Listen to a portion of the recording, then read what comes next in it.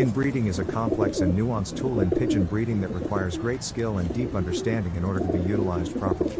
When done well, inbreeding can concentrate and preserve desirable genes over multiple generations. When done poorly, it can quickly lead to lack of vitality and poor racing performance.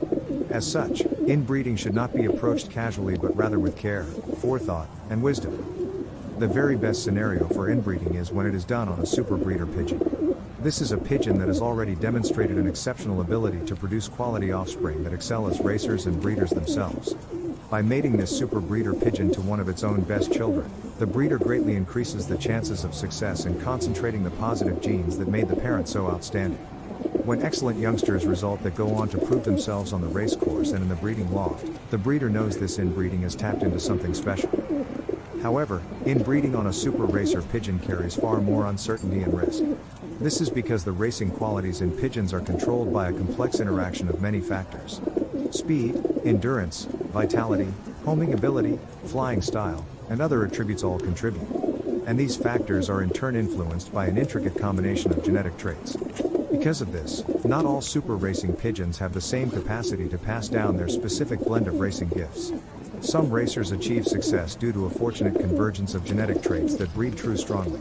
Others may owe their success to a more precarious alignment that will break apart in future generations. When breeding a strain over many generations using moderate inbreeding between related birds, certain strategies may find success.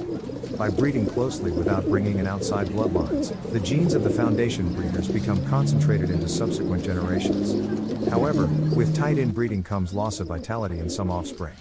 To combat this, the breeder must rigorously cull the weaker specimens each generation, keeping only the minority of birds that show no ill effects from the inbreeding. These survivors will be more heterozygous for a higher percentage of their genes, having avoided the negative outcomes of genetic doubling up. Over time, this allows a slow but steady concentration of the desired genes from the base lineage.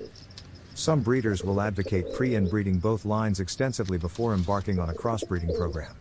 The concept is to fix desired genes in each line before combining them. When crossing two unrelated highly inbred lines, there can be an explosion of hybrid vigor and performance in the offspring. However, this approach is far from foolproof.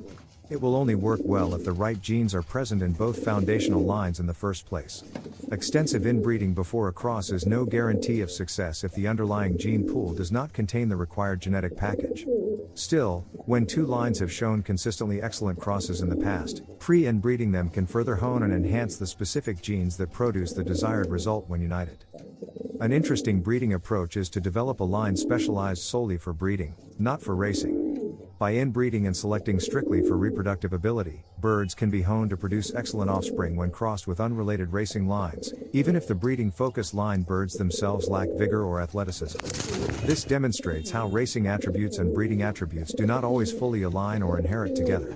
By separating them through specialized breeding practices, both can be enhanced. When managing an established strain over many generations, what practices should be followed to preserve the quality? The only reliable approach is very close inbreeding. Mating of parent to offspring or sibling to sibling for 1 to 2 generations is necessary to solidify the key genes that define the strain's strengths. Some loss of vitality is often impossible to avoid.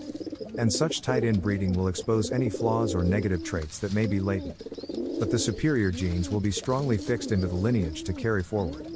Moderately close relationships like uncle to niece or second cousins often do not have enough genetic intensity to truly set the breeder's desired traits into the strain over the long term.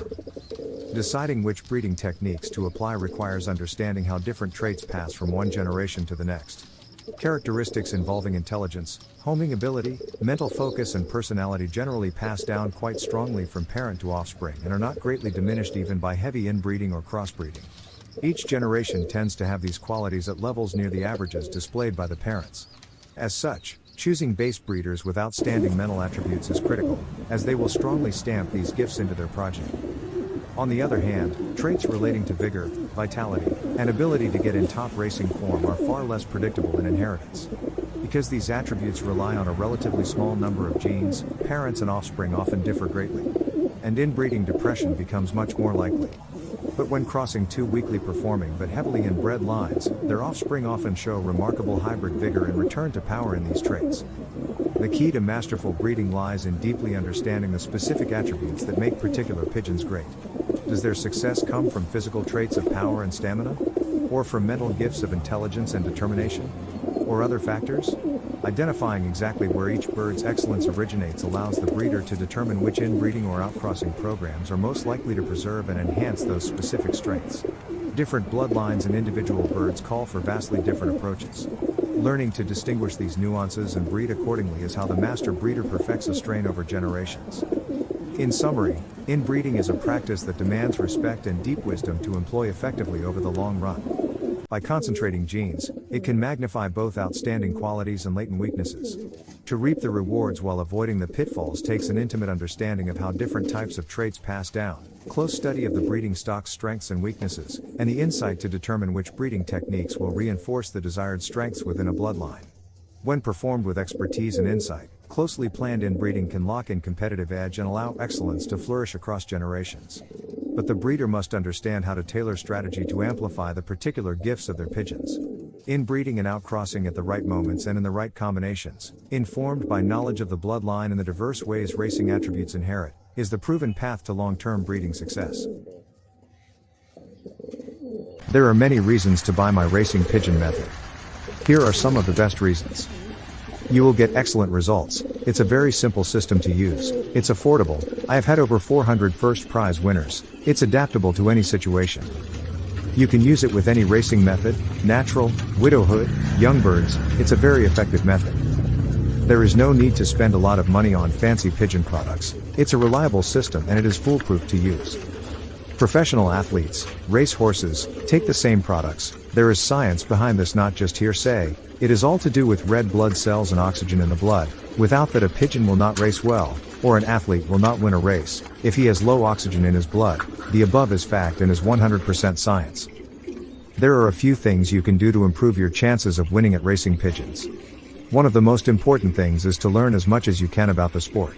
You'll need to know the different types of pigeons, how to train them, and how to race them. Another key factor is practice. You'll need to be able to fly your pigeons competently in order to win races. And, of course, you'll need to have the funds to invest in racing pigeons and other racing equipment.